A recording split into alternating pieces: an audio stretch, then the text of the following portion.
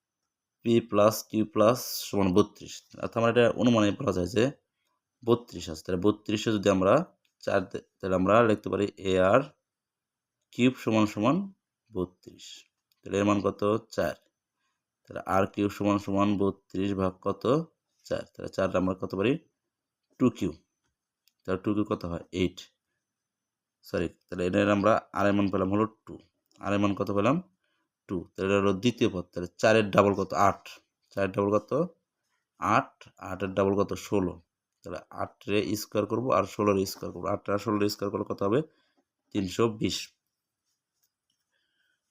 এখন 39 নম্বর অঙ্কটা যেমন সহজ তেমন কঠিন। যেমন এখানে দেখছে 3 -3 + 3 -3 ধারাটির দশমতম পদ। এখন 10 কি জোড় না বেজোড়?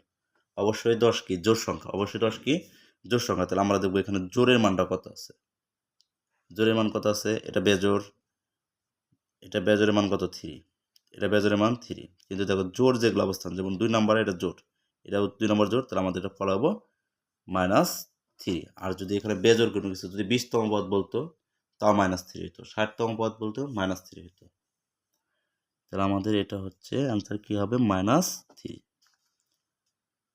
তারপরে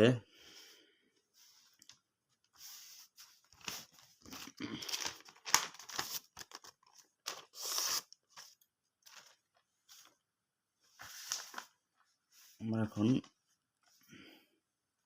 45 নম্বর করার চেষ্টা করব।